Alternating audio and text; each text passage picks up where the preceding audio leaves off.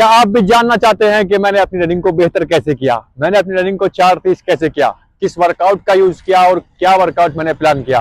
तो मैं आज आपको बताने वाला हूं अपनी रनिंग से रिलेटेड सभी जानकारी आपके लिए। वर्कआउट जो मैं आपको डे बाय डे बताऊंगा, ये 90 डेज का वर्कआउट होगा। आपके लिए खुशखबरी है और ये वीडियो खास आपके लिए है।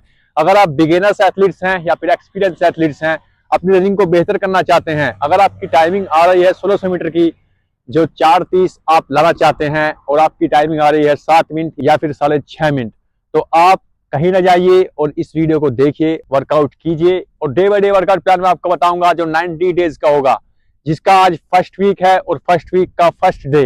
अगर आप इस वर्कआउट को कर लेते हैं तो आपकी परफॉर्मेंस आराम से इंक्रीज हो जाएगी, क्योंकि मैंने ये वर्कआउट टेक्निकल वर्कआउट प्लान किया है जो आपकी रनिंग परफॉर्मेंस को इंक्रीज करेगा, जिससे मैंने अपनी रनिंग 4:30 4:20 आराम से की है। तो आप भी इस वर्कआउट को कीजिए, अपनी रनिंग परफॉर्मेंस बेहतर कीजिए। अगर आप इंडियन आर्मी या फिर दिल्ली पुलिस टीए आर्मी का फिजिकल लगाना चाहते हैं तो आप सही वीडियो पर आ गए हैं।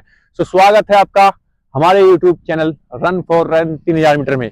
मैं आपका दोस्त Sakib Tyagi, two national medallist, two state cross country medallist with experience for 50 years running and 12 physical excellent Indian Army. आज मैं आपके लेकर आया हूं जो मैंने 90 डेज का टारगेट बनाया है आपके लिए, day by day workout plan का। आज का फर्स्ट डे है और फर्स्ट वीक है, तो चलते हैं वर्कआउट प्लान की तरफ। जो 1600 मीटर का वर्कआउट प्लान होगा, किसी भी रनिंग को आप कर सकते हैं या फिर आप लॉन्ग डिस्टेंस हैं, आप रनिंग को बेहतर कर सकते हैं इस वर्कआउट को देखकर। ऑल इवेंट, जितने भी रनिंग के इवेंट हैं, आप ये वर्कआउट कीजिए और अपनी बॉडी को फिट करने के साथ साथ अपना परफॉर्मेंस को इंक्रीज कीजिए। सबसे पहले हमको ध्यान देना है कि हमारी रनिंग परफॉर्मेंस क्यों बेहतर नहीं हो पाती है, क्योंकि हम अच्छे टेक्निकल वर्कआउट का यूज नहीं कर पाते। जो फर्स्ट पॉइंट है हमारा, उसमें हमें टेक्निकल वर्कआउट का यूज करना चाहिए, ना कि एक ही वर्कआउट को। पूरे साल एक ही वर्कआउट का यूज करते हैं, इसलिए हमारी रनिंग परफॉर्मेंस आराम से इंक्रीज नहीं हो पाती और एक ही जगह रुक जाती है। नेक्स्ट जो पॉइंट है हमारा, मतलब सेकंड पॉइंट है हमारा 1600 मीटर का या फिर ऑल इवेंट रनिंग के जितने भी हैं, अगर हम वर्कआउट के साथ साथ डाइट मेंटेन नहीं रख पाते, मतलब आपने जिस तरह से वर्कआउट किया है उस तरह से आपकी डाइट बेहतर नहीं है, तो आप अपनी रनिंग को कभी बेहतर नहीं कर सकते। जो थर्ड पॉइंट है हमारा, अगर आप अच्छे रनिंग क्वालिटी के शूज नहीं ले पाते तो आपकी रनिंग परफॉर्मेंस कभी बेहतर नहीं हो पाती। क्योंकि अगर अच्छी क्वालिटी के शूज नहीं है हमारे पास में तो हम इंजर हो सकते हैं, जिससे इंजरी आने के चांस भी ज्यादा होंगे। अच्छी क्वालिटी के शूज लेना चाहिए जिससे हमारी रनिंग परफॉर्मेंस आराम से इंक्रीज हो जाए और हमारी टाइमिंग टूटे। और जो फोर्थ पॉइंट है हमारा, अगर आपकी टाइमिंग रुक चुकी है एक ही जगह पर, तो आपकी टाइमिंग को इंक्रीज करने के लिए आपको किसी मल्टीविटामिन का यूज करना चाहिए, किसी प्रोटीन पाउडर का यूज करना चाहिए। सबसे पहले अपने माइंड को सेट कर लेना है, हमें किस प्रकार वर्कआउट करना है ये हमको तय कर लेना है, और माइंड को सेट करने के बाद ही हमको वर्कआउट करना है। किसी ग्राउंड पर पहुंच जाना है, ना कि किसी रोड पर। अगर आप ग्राउंड का यूज करते हैं तो आपकी रनिंग परफॉर्मेंस भी अच्छी होगी और आप इंजर होने से बच जाएंगे। और अगर आप रोड का यूज करते हैं तो आपकी रनिंग परफॉर्मेंस इंक्रीज नहीं होगी और आप इंजर हो सकते हैं, आपकी मसल्स क्रैम्प हो सकती है। तो आपको पहुंच जाना है ग्राउंड पर। वहां पहुंचने के बाद आपको 10 मिनट का इजी वार्म अप लेना है। मैं आपको वार्म अप से लेकर हर चीज बताऊंगा, क्योंकि 90 डेज का लॉन्ग प्लान किया है मैंने आपके लिए। जो हमारा टारगेट है रनिंग को बेहतर करने के लिए, 4:30 टारगेट है हमारा या 4:20 आप आराम से कर लेंगे। अगर 3 मंथ का वर्कआउट आप करते हैं, इसी वार्म अप ले सकते हैं। मतलब आपको इजी वार्म अप लेना है, ना कि आपको फटीग देनी है वार्म अप में। इस प्रकार आप वार्म अप ले सकते हैं, अच्छी तरीके से वार्म अप लीजिए। 15 या 10 मिनट का वार्म अप लेने के बाद अपनी बॉडी को हमें स्ट्रेच करना होता है, मतलब अपनी बॉडी को थोड़ा स्ट्रेच करना होता है, मतलब एक्टिव रखने के लिए। सो हम स्ट्रेच कर सकते हैं, थोड़ा सा अपने हैंड को स्ट्रेच करें थोड़ा। इस प्रकार आप अच्छी तरीके से स्ट्रेच कीजिए,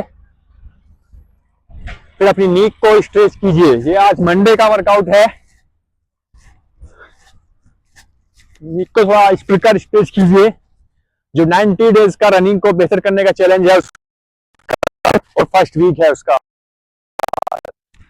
अपने शोल्डर्स को थोड़ा इस प्रकार स्ट्रेच करने के बाद अपने हैंड पर इस प्रकार आ जाएं और ये कीजिए। इस प्रकार आप कर सकते हैं।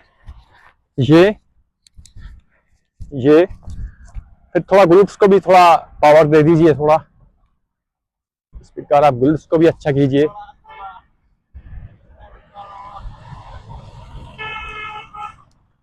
फिर अपना जो ग्रोइन मसल्स है हमारी, उसको भी थोड़ा स्ट्रेच कर सकते हैं हम इस प्रकार कुछ।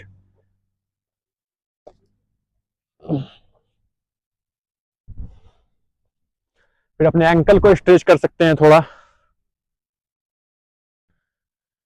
ये थोड़ा इजी वर्कआउट होने वाला है क्योंकि आज फर्स्ट डे है, तो आपको इजी से लेकर इसमें फटीक तक सब मिलेगा, जिससे आपकी रनिंग परफॉर्मेंस आराम से इंक्रीज हो जाएगी। ये थोड़ा हैमस्ट्रिंग को थोड़ा स्ट्रेच कर लीजिए, इस प्रकार कीजिए।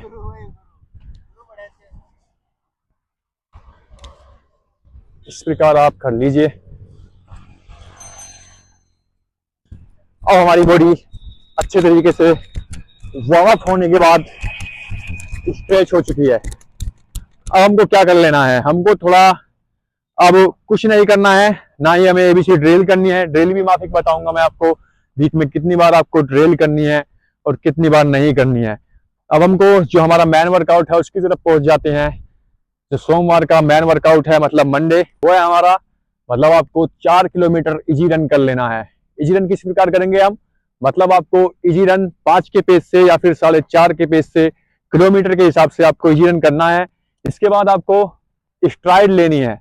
स्ट्राइड किस प्रकार लेंगे हम, मतलब आपको 4 मिनट 30 सेकंड में 1 किलोमीटर चलना है, मतलब दौड़ना है, और फिर आपको कंटिन्यू रखना है 4 किलोमीटर। इसके बाद आप स्ट्राइड ले सकते हैं, मतलब रुकने के बाद हल्का सा स्ट्रेच कीजिए, बॉडी को स्ट्रेचिंग कीजिए और फिर स्ट्राइड लीजिए। किस प्रकार लेंगे वो स्ट्राइड, वो मैं आपको बताऊंगा। फर्स्ट स्ट्राइड हमारी इस प्रकार होगी, थोड़ा 6 स्ट्राइड कंटिन्यू रखनी है, जिसमें आपकी टाइमिंग होगी 20 सेकंड।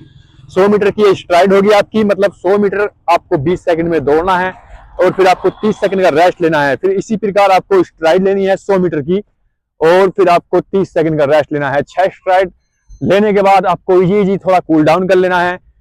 2 लैप, मतलब 400 मीटर का एक लैब होता है, तो आपको 2 लैप इजी कूल डाउन रखना है वर्कआउट के बाद। इस प्रकार आप कूल डाउन ले सकते हैं, थोड़ा इस प्रकार आप ले सकते हैं कूल डाउन। ये करने के बाद आपको कुछ नहीं करना है और अपने घर चले जाना है। ये मॉर्निंग सेशन कंप्लीट हो चुका है हमारा, और जो अब इवनिंग सेशन है हमारा उसकी तरफ चलते हैं।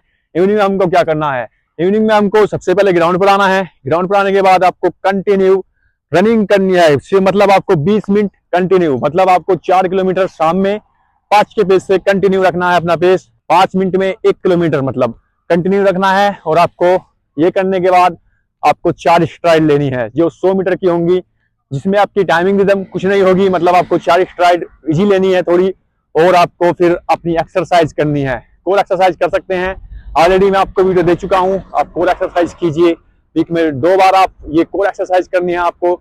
और ये हमारा जो मंडे का वर्कआउट है ये कंप्लीट हो चुका है।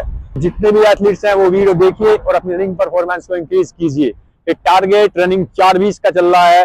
अगर आप इस वर्कआउट को जो टाइमिंग के साथ में मैं आपको बताऊंगा 3 महीने तक कर लेते हैं, सो आपकी रनिंग परफॉर्मेंस ही आराम से इंक्रीज हो जाएगी।